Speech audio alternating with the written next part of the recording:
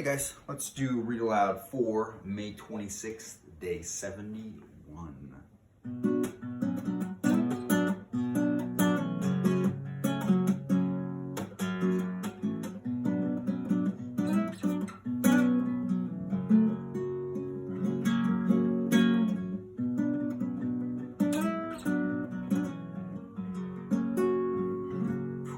Didn't practice over the weekend, you can tell. Whew. Okay, where were we? I got a new bookmark. I saw my daughter Ella drawing something, and check it out. Look at that. Isn't that cool? It's my new bookmark. All right, where were we?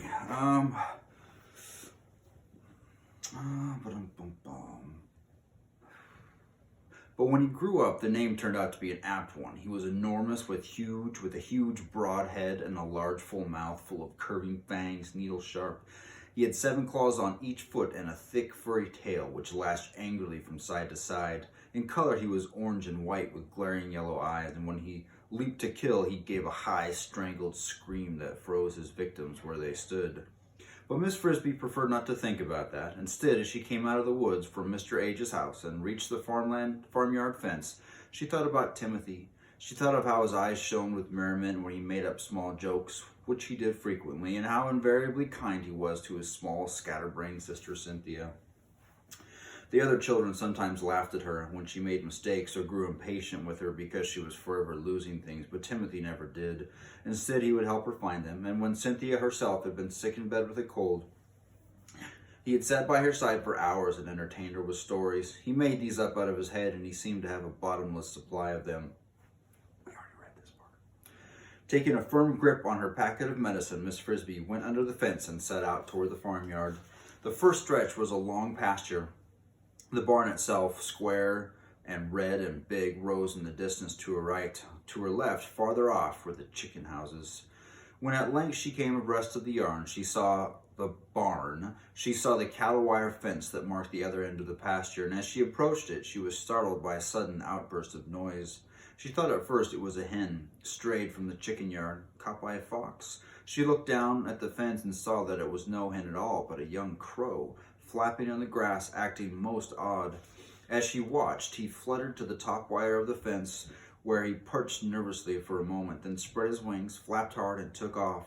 But after flying 4 feet, he stopped with a snap and crashed to the ground again, shedding a flurry of black feathers and squawking loudly. He was tied to the fence. A piece of something silvery, it looked like wire, was tangled around one of his legs. The other end of it was caught in the fence.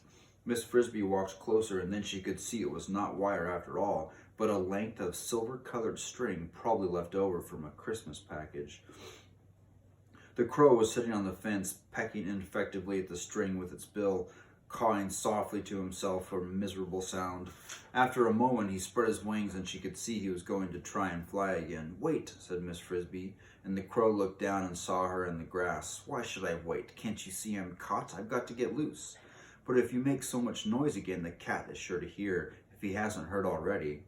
"You'd make noise too if you were tied to a fence with a piece of string and with night coming on." "I would not," said Miss Frisbee, "if I had any sense and I knew there was a cat nearby." "Who tied you?" She was trying to calm the crow, who was obviously terrified. He looked embarrassed and stared at his feet. "I picked up the string, got tangled with my foot. I sat on the fence to try and get it off, and it caught on the fence." "Why did you pick up the string?" The crow, who was very young indeed, in fact, only a year old, said wearily, "Because it was shiny." "You knew better." "I had been told." Bird brain, thought Miss Frisbee, and then she recalled what her husband used to say, "The size of the brain is no measure of its capacity." And well, she might recall it, for the crow's head was double the size of her own. "Sit quietly," she said. "Look toward the house and see if you see the cat." "I don't see him, but I can't see behind the bushes. Oh, if I could just fly higher." "Don't," said Miss Frisbee. She looked at the sun. It was setting behind the trees. She thought of Timothy and of the medicine she was carrying, yet she knew she could not leave this foolish crow there to be killed, and killed he surely would be before sunrise, just for want of a few minutes of work. She might still make it by dusk if she hurried. "Come down here," she said. "I'll get the string off." "How?" said the crow dubiously. "Don't argue. I only have a few minutes," she said in a voice so authoritative that the crow fluttered down immediately.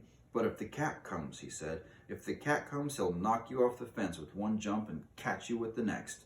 Be still. She was already at work with her sharp teeth gnawing at the string.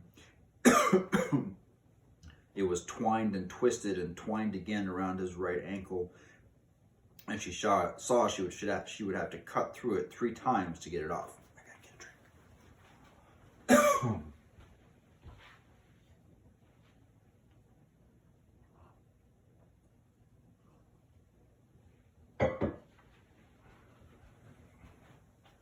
Okay, where was I? As she finished the second strand, the crow, who was staring toward the house, suddenly cried out, "I see the cat!" "Quiet," whispered Miss Frisbee. "Do you see it? Does he see us?" "I don't know. Yes, he's looking at me. I don't think he can see you. Stand perfectly still. Don't get in a panic," she said. She did not look up, but started on the 3rd strand. "He's moving this way, fast or slow." "Medium. I think he's trying to figure out what I'm doing." She cut through the last strand, gave a tug, and the string fell off. "There, you're free. Fly off and be quick." "But what about you? Maybe he hasn't seen me, but he will. He's coming closer." Miss Frisbee looked around. There was not a bit of cover anywhere near, not a rock, nor a hole, nor a log, nothing at all closer than the chicken yard, and that was in the direction the cat was coming from, and a long way off. "Look," said the crow, "climb on my back, quick, and hang on." Miss Frisbee did what she was told, first grasping the precious packages of medicine tightly between her teeth. "Are you on?" "Yes, yes." She gripped the feather on his back, felt the beat of his powerful black wings, felt a dizzying upward surge, and shut her eyes tight. "Just in time," said the crow, as she heard the angry scream of the cat as he leapt at where they had just been. "It's lucky you're so light. I can scarcely tell you're there." "Lucky indeed," thought Miss Frisbee. If it had not been for your foolishness, I'd never have gotten in such a scrape." However, she thought it was wise not to say so under the circumstances. Where do you live?" asked the crow. "In the garden patch, near the big stone."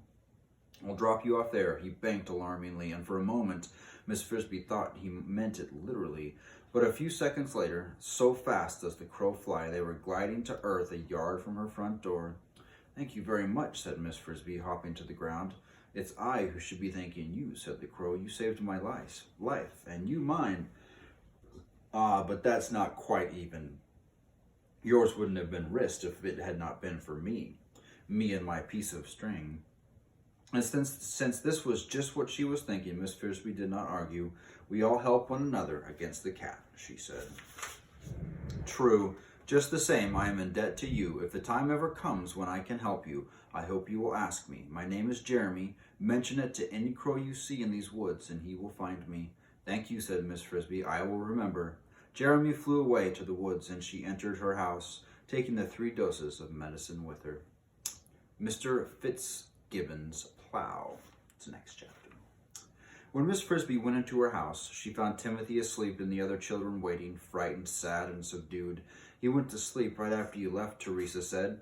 "He waked up twice, and the second time he wasn't delirious. He said his chest hurt and his head hurt. But, Mother, he seemed so weak he could hardly talk. He asked where you were, and I told him, and then he went back to sleep." Miss Frisbee went to where Timothy lay, a blanket, a small ball of damp fur curled under a bit of cloth blanket. He looked scarcely larger than he had when she and Miss Frisbee had carried him to Mr. Age's as an infant, and she thought of that trip, and the thought of that trip made her wish Mr. Frisbee were alive to reassure the children and tell them not to worry. But he was not, and it was she who must say it. "Don't worry," she said. "Mr. Ages gave me some medicine for him and says he will recover." She mixed the contents of one of the packets, a gray-green powder, in water, and then gently shook Timothy awake. He smiled. "You're back," he said in a voice as small as a whisper. "I'm back, and I've brought you some medicine. Mr. Ages said it will make you all right." She lifted his head on her arm, and he swallowed the medicine. "I expect it's bitter," she said. It's not so bad," he said. "It tastes like pepper," and he fell back asleep immediately. The next morning, as predicted, his fever was lower, his breathing grew easier, and his heartbeat slowed down. Still, that day he slept 7 hours out of each 8. The next day he stayed awake longer, and on the 3rd day he had no fever at all, just as Mr. Ages had said. However, since Mr. Ages had been right in all of that, Miss Frisbee knew he was sure to have been right in the other things he had said. Timothy was not really strong yet. He must stay in bed, stay warm, and breathe only warm air. During those 3 days, she stayed close by his side, but on the fourth, she felt cheerful enough to go for a walk and also to fetch some more of the corn from the stump so they could have it for supper. She went out her front door in the sunshine and was surprised to find a spring day waiting for her. The weather had turned warm while she had stayed indoors. February was over and March had come in, and as they said, like a lamb. There was a smell of dampness in the air as the frosted ground thawed, a smell of things getting ready to grow. It made her feel even more cheerful than before, and she walked almost gaily across the garden. And yet, despite the fine warmth of the day, indeed, in a way, because of it, Miss Frisbee could not quite get rid of a nagging worry that kept flickering in her mind. It was the kind of worry that, if you push it out of this corner of your thoughts, pops up in that corner, and finally in the middle where it has to be faced. It was the thought of moving day. Everybody knows that the groundhog comes up from the deep hole where he has slept away the winter, looks around, and if he decides the cold weather is not over, goes back to sleep for another 6 weeks. Field mice like Miss Frisbee are not so lucky. When winter is over, they must move out of the garden and back to the meadow or the pasture, for as soon as the weather allows, Farmer Fitzgibbon's tractor comes rumbling through, pulling the sharp-bladed plow through the soil, turning over every foot of it. No animal caught in the garden that day is likely to escape alive, and all the winter homes, all the tunnels and holes and nests and cocoons are torn up. After the plow comes the harrow, which is heavy with its heavy creaking discs, and then the people with hoes and seeds. And all the field mice move into the garden for the winter, of course. Some find their way to the barn loft. Some even creep into people's houses and live under the eaves or in the attics, taking their chances with mouse traps. But Miss Frisbee had always come to the garden, preferring the relative safety and freedom of the outdoors. Moving day, therefore, depends on the weather, and that is why a fine day set Miss Frisbee worrying, even as she enjoyed it. As soon as the frost was on the ground, the plow would come, and that could happen as much as a month earlier or later, 1 year than the last. And the worry was this: if it came too soon, Timothy would not be able to move. He was supposed to stay in bed, and moving meant a long walk across the field of winter wheat, up and down hill to the brook's edge where the Frisbees made their summer home. Not only that, the home itself would be damp and chilly for the first few weeks, as summer homes always are, until early spring turned to late spring and the nights grew truly warm. This was something that Miss Frisbee and the children did not ordinarily mind. Moving day, in fact, was normally a gay time, for it marked the end of gray weather and frost, and it was like the beginning of summer holiday. But this year, now that Miss Frisbee had faced the problem, she did not see any answer except to hope that the day would not come too early. We'll read more tomorrow.